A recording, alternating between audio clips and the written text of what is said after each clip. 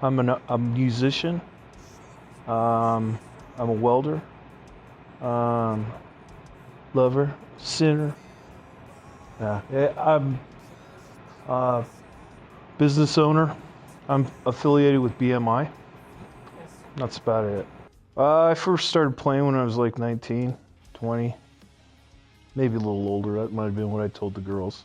When you decide one day to sit down and write a song with, at times collaborating with people, and you guys come up with a song, and in this case, back then in the 90s, the band I was with, we wrote a few. It was all original stuff, and it just seemed to me like there needed to be a way to protect the stuff that we had recorded. I just kind of got the impression that really to get to know, to know what it is that I was doing, it was probably important that I researched it and figured out how to protect the music that I wrote. I would talk to the guys in the band and other bands and that were much bigger than us, and some of the guys didn't really understand the question I was asking, but then there were others that explained that they were with B.M.I. or A.S.C.A.P, or in the case of some European stuff, there was the S.E.S.A.C. I was her anchor in the roughest of seas. Now I watch as she gives all that it's worth. She tugs on the anchor, shallow she breathes.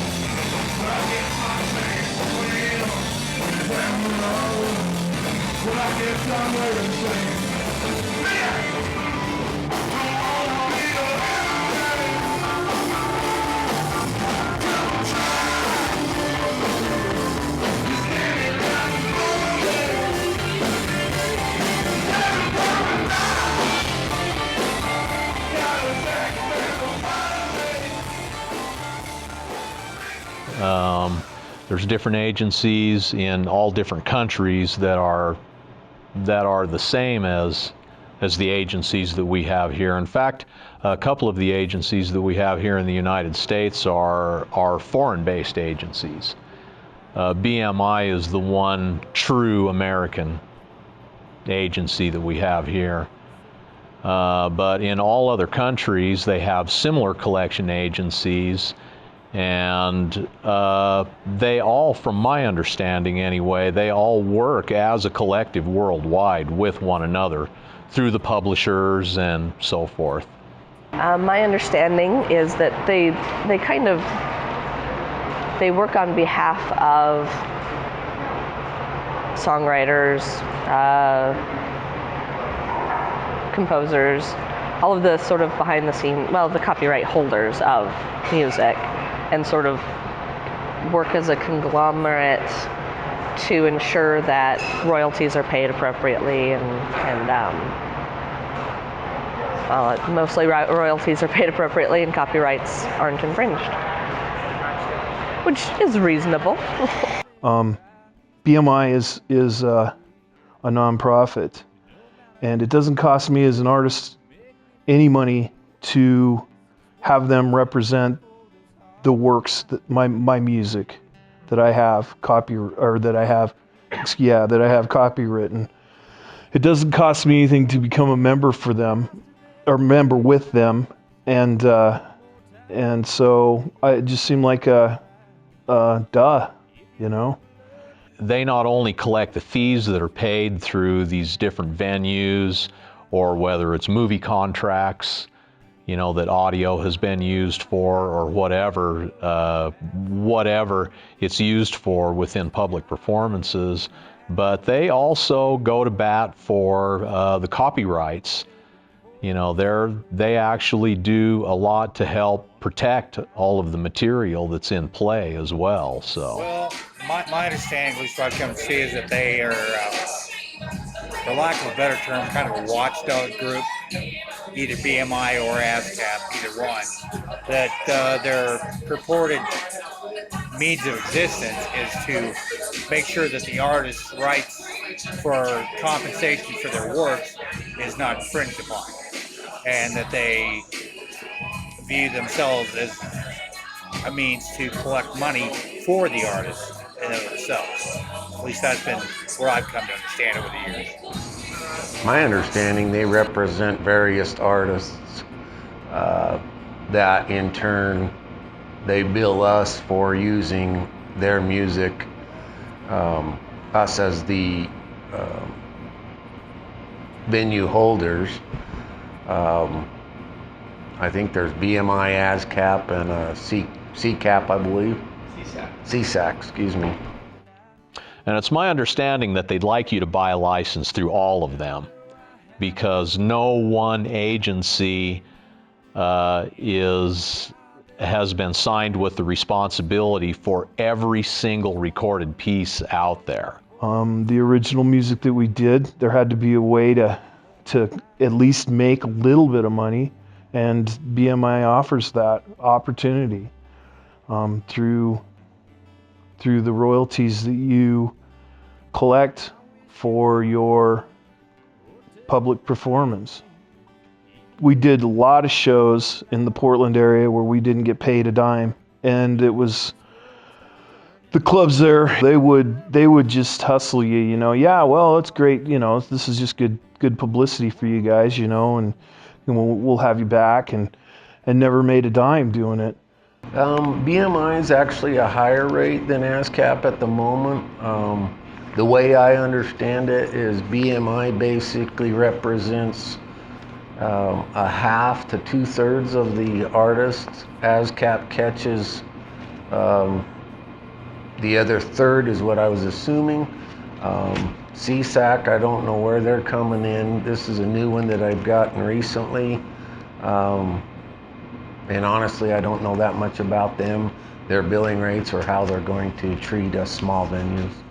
I mean, every time you climb onto an elevator and you hear music playing in the background, you know, that stuff is all licensed through one or all of these agencies one way or another, and there's a fee that's being paid for that. And so these artists can collect a menial paycheck from it all. And it protects your stuff. I'm sure there's a lot of good benefits to it. I started when I was 12, and I just stuck to the artistry of it. I didn't want to be too involved in the business, and I didn't want the business making decisions for me. And they should be compensated for all of the product that they create. And that's part of what all of it is about.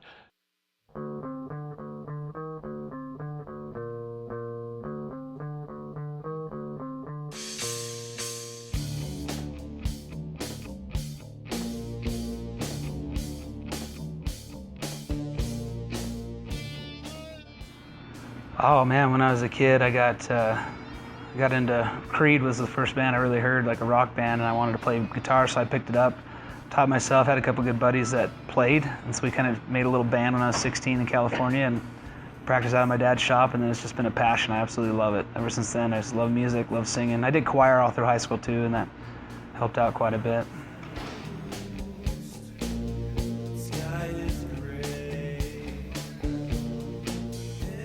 Mainly he doesn't book me here, it's the promoters that hire me as the sound guy here, and then when this place was a bar, we played here a few times as a band. But now it's strictly just a concert venue, and the promoters bring in the bands and the sound equipment, so.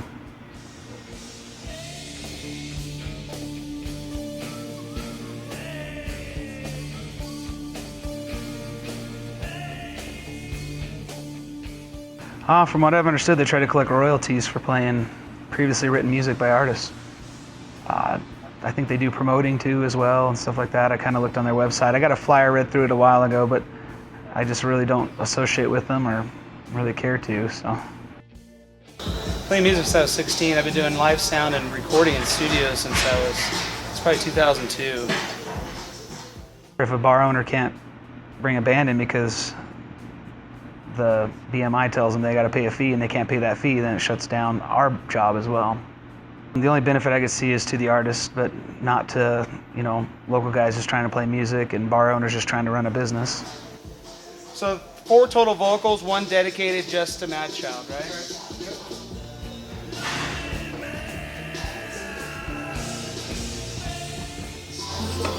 Then I got into these digital boards, which is a awesome thing because these things are phenomenal. Yeah, you can sign anything anywhere you want it, and it's all savable. So I'll get it all set up tonight, save it, and then recall it. We're not related with any of them. Seen brochures, had bar owners talk to us about them quite a bit, but we don't associate with those. I mean, we've had a couple situations where it's come up. In the 9 years I played in Rook, I've heard of it possibly becoming a problem once or twice. I don't know if it's a small town or whatever, but that's how I've heard of it. But it's never affected us directly as far as no hoops we've had to jump through. We get called by the bar, they book us in advance, and we show up and play, collect our money, and leave. What's that? Oh, you got cables? It's not XLR.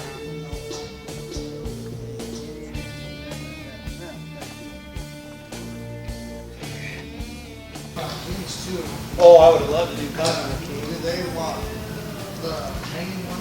Oh yeah, they'll have a rider. It's pretty intense. So you gotta get Joel, right? I was like, fuck, 'cause I don't think he has all this stuff. We always choose our set list and play it mainly to what the crowd likes, right? Because we're hired by the bar to bring people in and get them to stay. So got to play music they want to hear. The outdoor show with Jelly Roll or something like that? Oh, Crucifix. Oh yeah, he was good. Okay, that's my wireless was kids. Yeah, 1, 2, check, hey. Check, 1, 2, check, hey, hey. Hey, check. Hey, hey.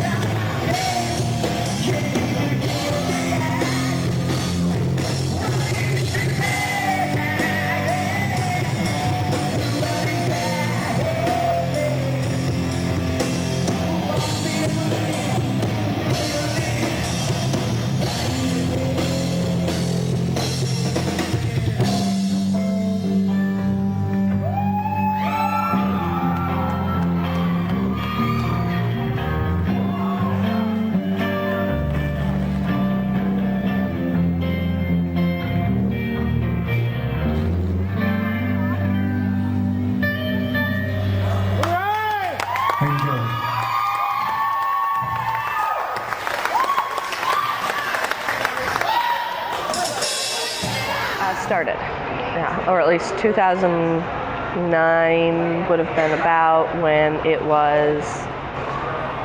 when all of the performance rights stuff happened, and would have been right at the beginning of when I took over. Our coffee house was like middle of nowhere. In order to go to it, you had to know it existed, kind of a place. Right. So the only thing I can think of is that somebody was online and discovered our website and saw that we advertise live music, and then kind of extrapolated from there with the laws of probability. I would have to assume that when they come in the beginning, that the rules are stated, the laws are basically stated, and they are asked to pay the licensing fees. And then when they don't, then they're told to pay the licensing fees. And then if they still refuse, lawsuits are filed. And that's usually the way that it goes down, I think. I've seen it firsthand. We had a show almost canceled one time because of it. They would randomly come by and drop it off and demand, hey, you got to pay this much to keep your jukebox going or whatever, and bring in your bands. And it was honestly the one time I heard them talking with all of them. It's like they came in and hit them all in one day. My first experience was with B.M.I. Only B.M.I ever contacted us, and they only contacted us once. They sent me a letter and a bill asking for a license agreement that I had to fill out. Yeah, we got the letter in the mail, and it's very strongly worded and very formal sounding and very legal sounding. I personally thought it was a joke and told them, wrote on there, I says, I'm not going to pay this. This is a scam. Oh, we were terrified. I got a letter from their legal department saying that they were going to turn it over to collections. I knew a little bit about royalties, not a lot, but enough to know they cost a lot of money. So we were like, oh no, if we're doing something wrong, then we're done. Realized it was serious, and then I involved my lawyer to write a letter to them. When it came down to it, I did end up paying. Apparently they have a lot of power behind them and money backing. Surprisingly enough, shortly after I paid P.M.I, I got one from A.S.C.A.P. I sent them the same letter I did to the other ones. Kind of makes me think that they didn't have a scout that physically came into our building. I've always kind of suspected that they knew that we existed and that we were a coffee house, and by the laws of probability, we were probably playing their music.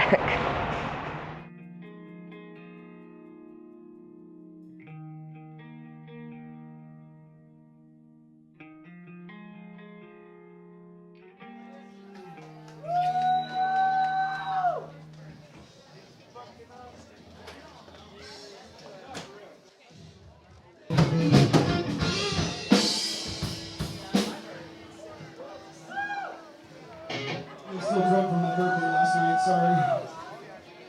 Oh, wait, no, I watched Wade Pro today, that's fine. Hey, I'm kidding.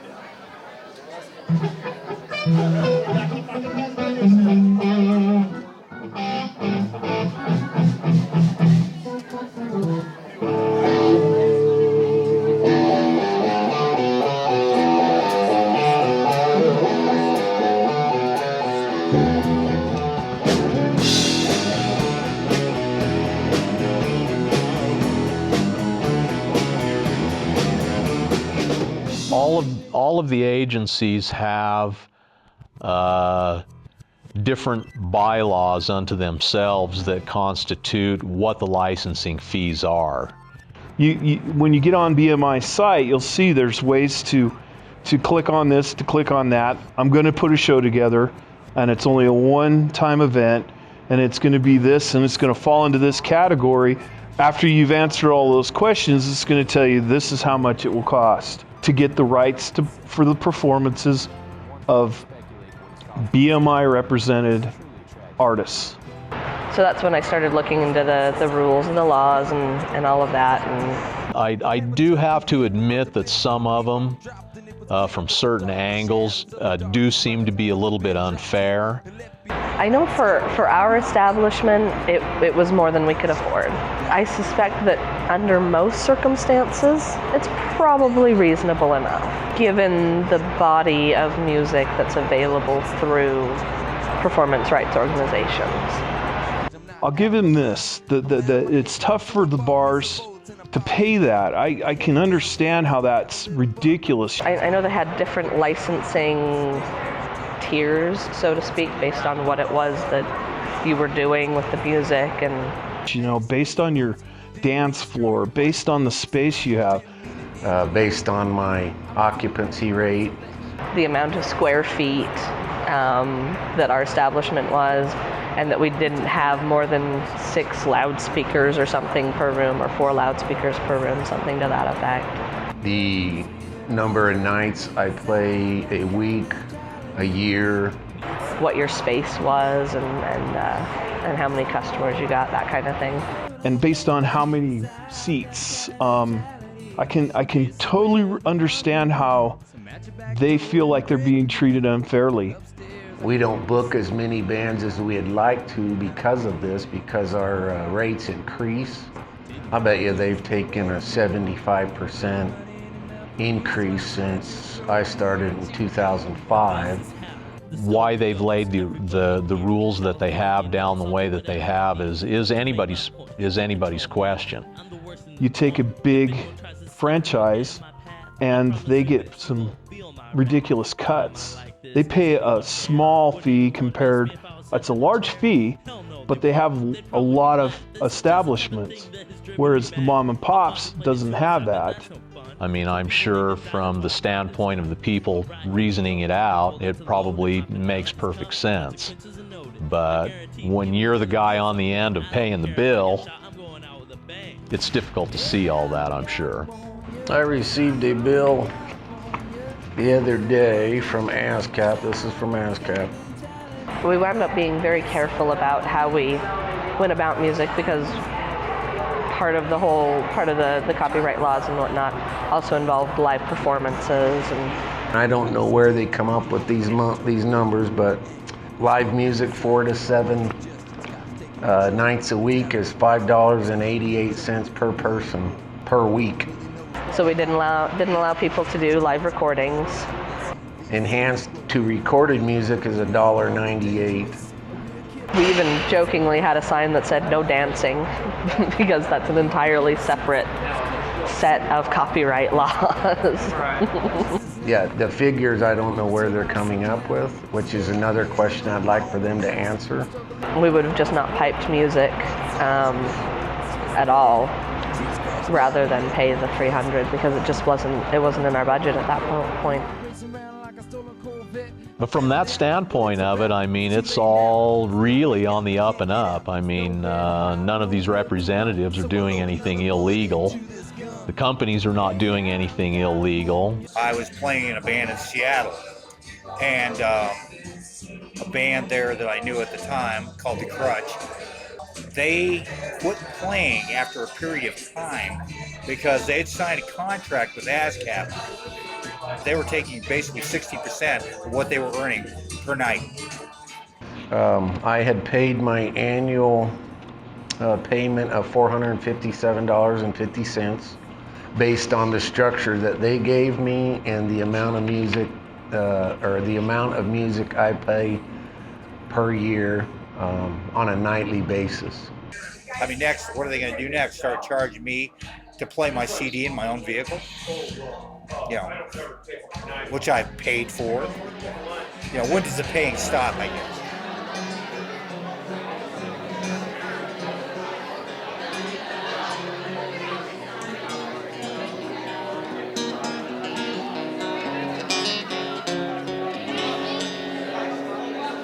I am driving down 85 in the kind of morning that lasts all afternoon.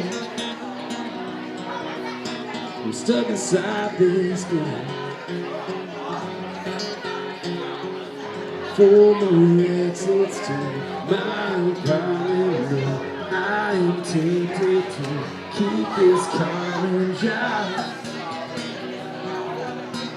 Leave it all behind.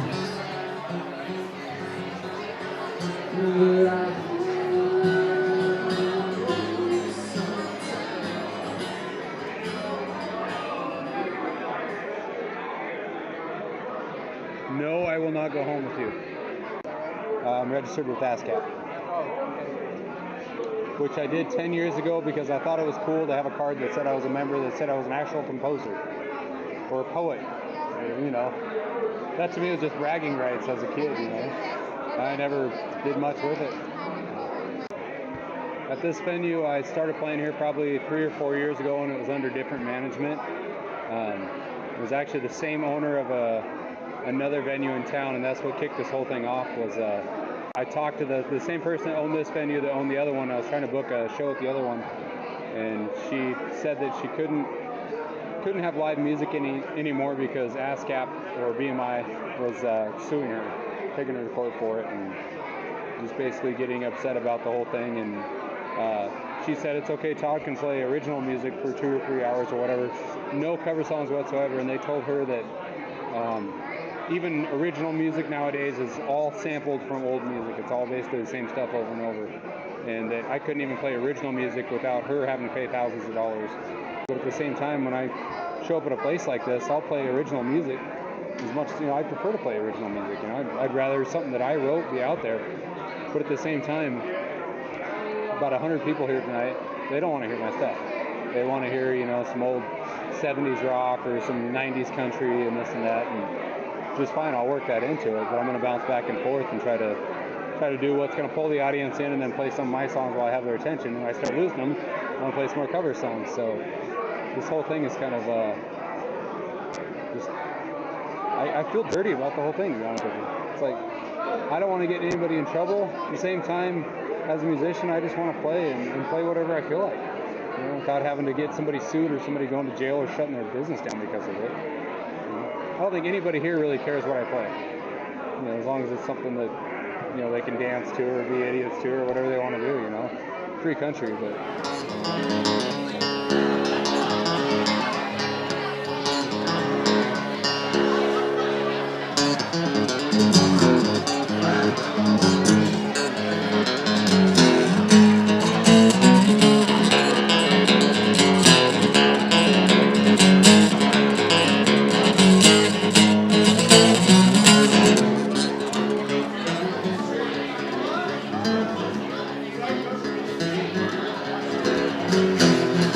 Close at 11-ish, so I play here probably till 11:30, midnight, just depending on how long people are hanging out. And then 5 in the morning, we drive 3.5 hours down to a studio in Salt Lake and finishing off an album with Legends Fade, which is Legends Fade. But we're finishing off the album there. We've got 12 tracks with them. And so this is a solo thing. This is how I make my extra money, and we play little solo things throughout just to make money to reproduce a CD. A band puts out a CD, it's $2,000 to make 1,000 copies of it, and the booklet and the replication process. So it's a lot of money. We probably put $2,000 into the recording process too. So we'll do shows like this just to make money, and then save the big shows for fun and hopefully sell merch and t-shirts and hats and stuff at that point. They do have agents that go everywhere, actually everywhere in the world. And then I'm sure beyond that they do what physical investigations. They come up and see the flyers and look at the dates and see what people are up to. Well, when they found me, I imagined they go to look up bar venues. What they would probably do is they would just make a visit to the Secretary of State's office and just go through the public records and see what businesses were on records that were filed as these types of businesses, and see what was going on there. And then once they got the information that they needed, and then they would have it out with the venue owners beyond that. The only thing I can think of is that somebody was online and discovered our website and saw that we advertise live music, and then kind of extrapolated from there with the laws of probability. With today's technology, it's about as easy as just combing through Facebook and seeing what people are promoting. Facebook now is a way of, they track us through our advertising, which I understand that it's a public forum, Facebook is, but they're using it as leverage to track us, smaller venues. And I'm sure that some people are willing to be real compliant, and other people are probably extremely resistant to it all. I think B.M.I owns like 2/3 of registered music. So really, they've got a pretty darn good chance of, oh, you're a business. I hear music. letter. It seems to me that, currently versus 20 some odd years ago, A.S.C.A.P and B.M.I were a lot more prevalent in clubs that I know of, and I haven't heard as much talk about it since then.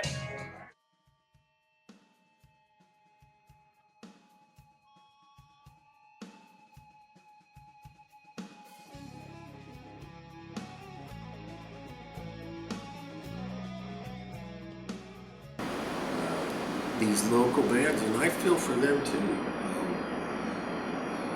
They're feeling the crunch, and they're just doing what they love. They're not, most of these local bands are not in it for the money. They're in it because they love to play music.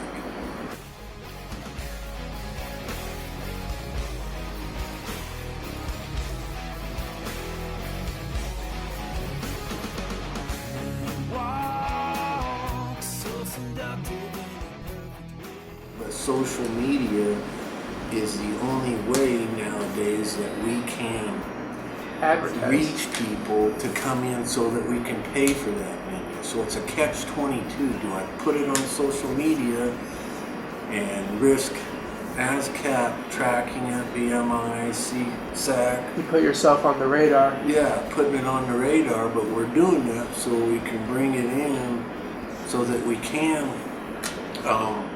like there's a lot of venue holders that just have quit playing music. They let their jukebox provider, and most of these music boxes aren't owned by the owners, they're licensed out.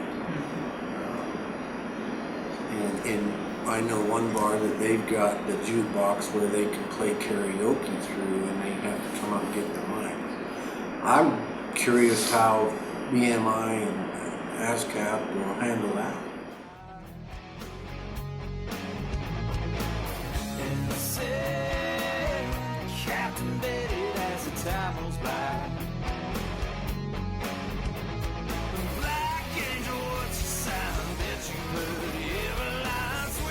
B.M.I is not new. It's just got, over the last 10 years, it's just got crazy. I don't know if it's greed on the artist's part or greed on B.M.I's part. But they need to explain where the money's going and how it's being distributed. Be a little more clear on that. Yeah. That's the vagueness of the whole thing.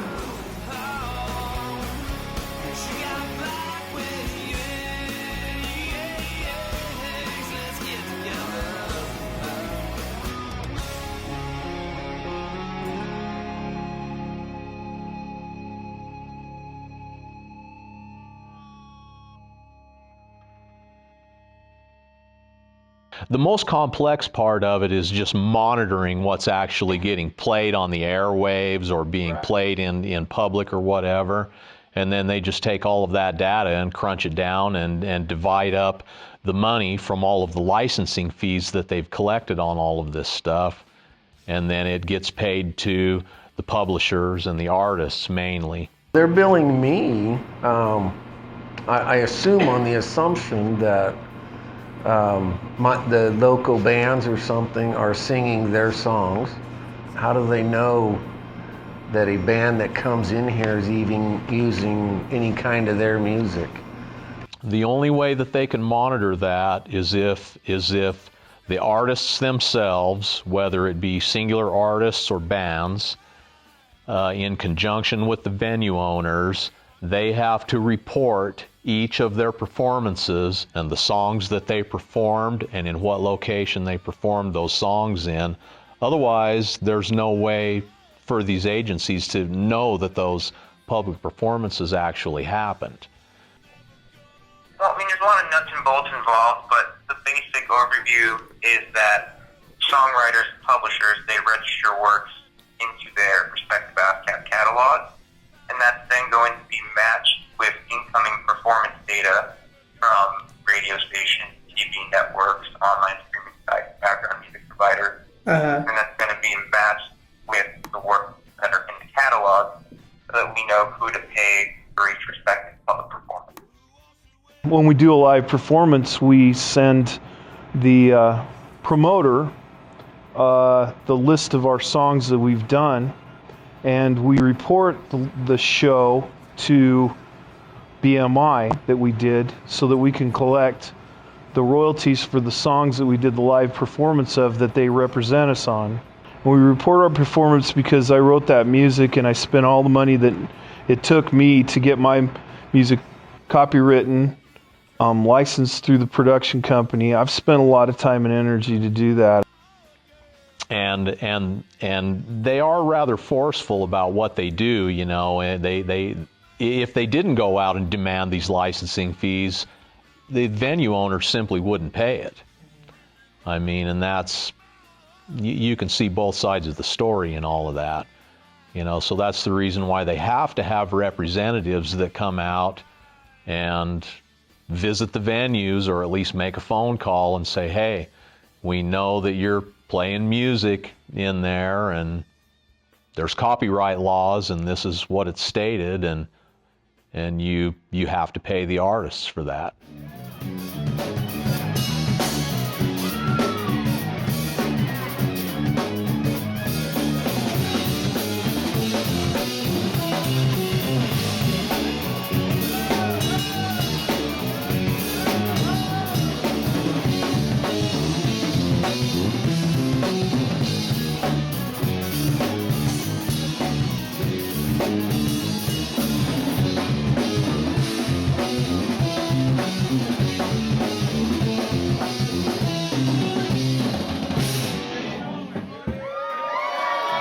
Thank you very much, buddy. As an old music classic called We're gonna smooth it out a little bit. We're gonna play a cover song. No, not the meters, not today. I think most of the people that are probably against these agencies are going to be venue owners and probably promoters, because they're the ones that typically pay the largest bills. Part of it is because it's a fee that they just simply don't want to pay. I mean, it's an operating expense that digs into their bottom line. I think the P.R.O.s are a scam. And the rest of it is lying within ignorance. I just think it's a ridiculous way to control our business. And it's going to stay there because it's information that they don't care to know about. And to get the rich wealthier, I guess. They simply don't care. All they see it as is a fee that they have to pay, and they don't see what the benefit to them is directly, and so they don't like it. I've been doing this for 25 years now, performing live, and I'm at the point now where I don't care about the rules anymore. I just want to play what I want to play. You know, basically my attitude is, you leave me alone, I'll leave you alone. You know, I mean, you have no bearing on my life in all practicality as a P.R.O. You know, I don't need somebody like this, like me, like paying a booking agent. What's the point? I can book the gigs myself and not have to pay 10 or 15% to an agent to get the gig. Yeah, it's no different to my mind. It's a pain in the ass trying to follow all those rules and figure all that kind of stuff. I just want to show up and play and get paid and have a beer, drink with friends. And most of the venues that have the problem are the venues that have cover bands, you know, or singular performers that are covering other people's music.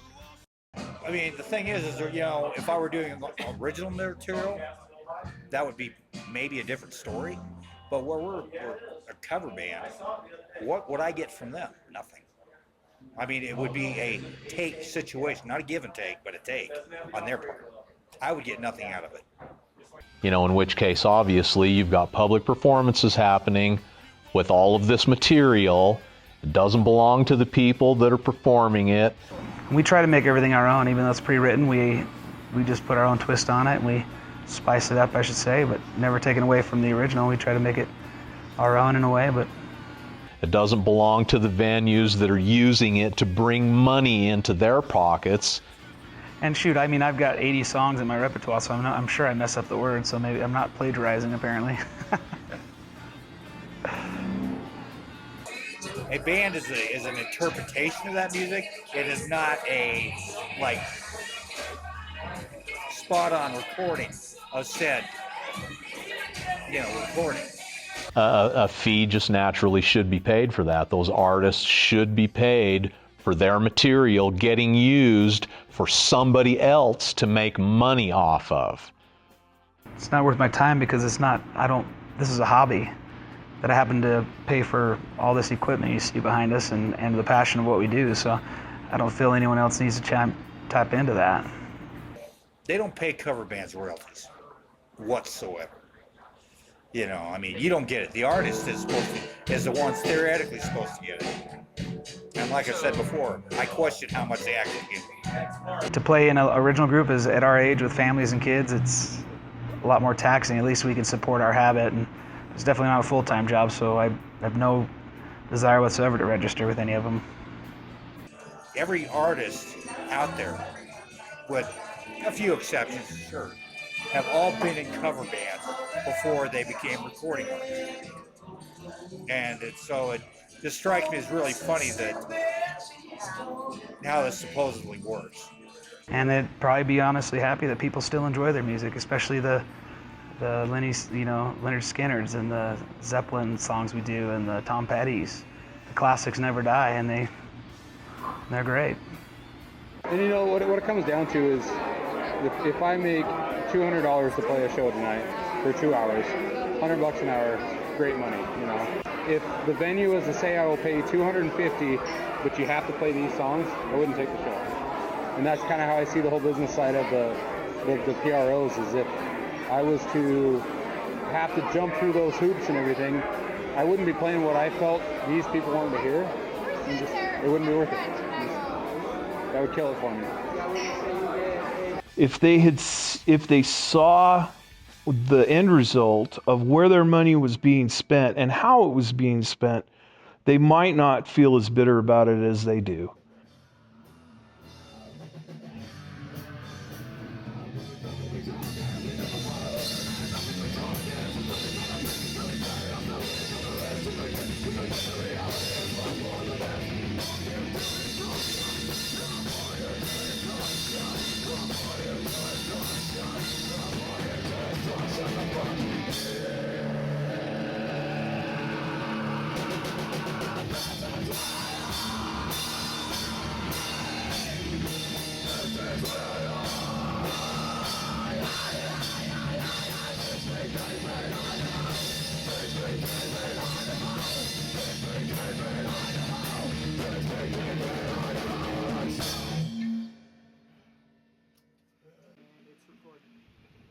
Fall standing still.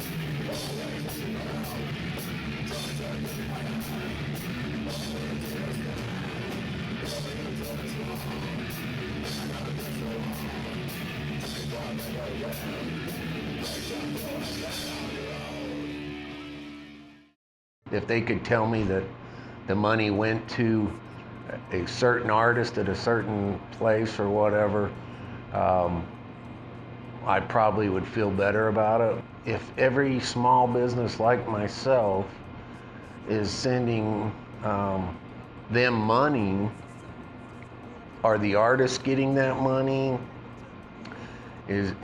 Where's the money going and what's it being used for? That money that they pay, they don't see where it goes. They think that Guido came in, took it, and walked out the door, and they didn't get anything from it.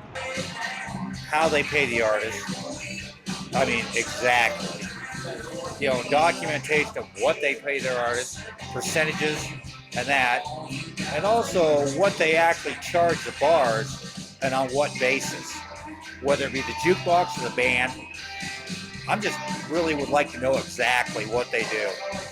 We've been able to convince a very few people, but a few people that there was enough benefit to it, that they were more willing to pay the license fees than they were before. I like to believe it goes to the artists and the composers and the music writers and the people that actually created it. But I'm a skeptic, so. Well, I'm assuming that somehow they trickle back to the artists. Otherwise, I wouldn't understand why they're doing it at all.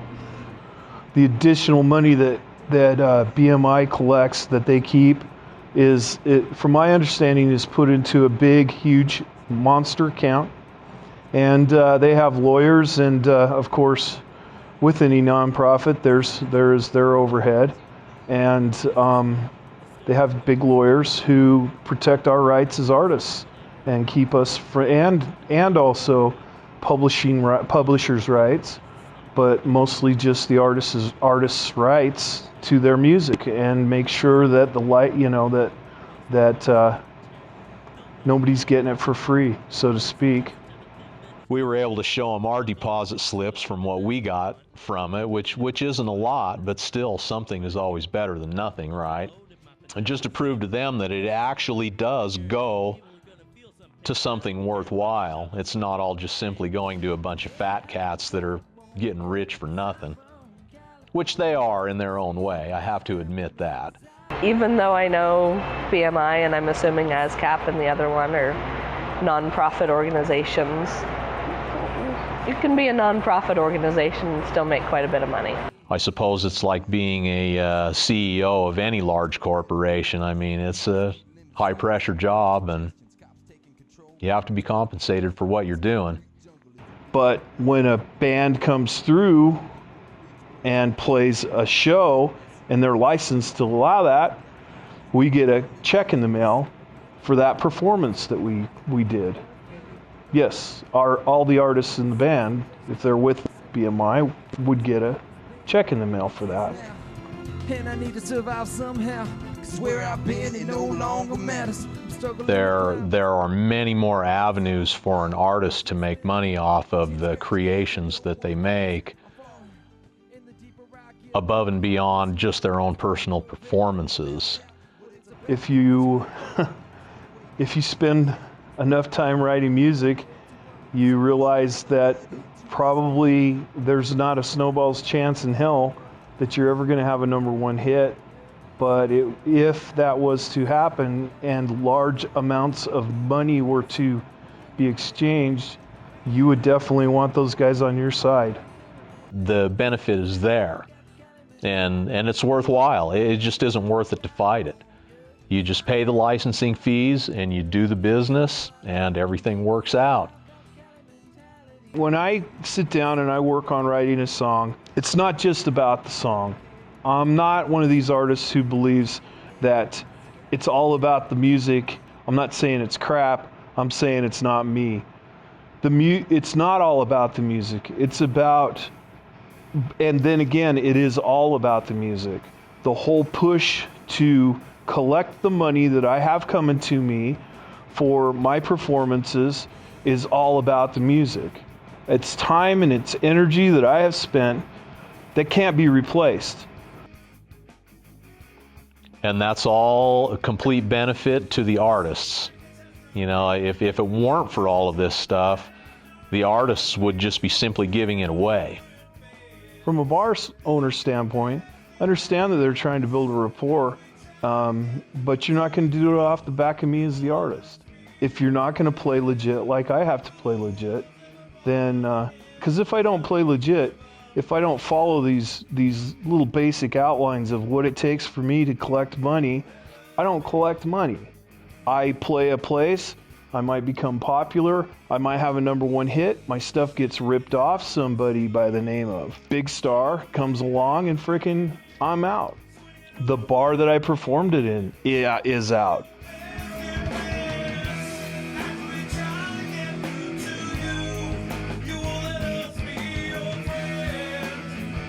if you're an artist and you're writing music because you love music, and that's all that really matters to you, and you're doing free shows with bars and clubs and promoters who don't follow or play by the rules, you're not doing anybody a favor at all, not including yourselves.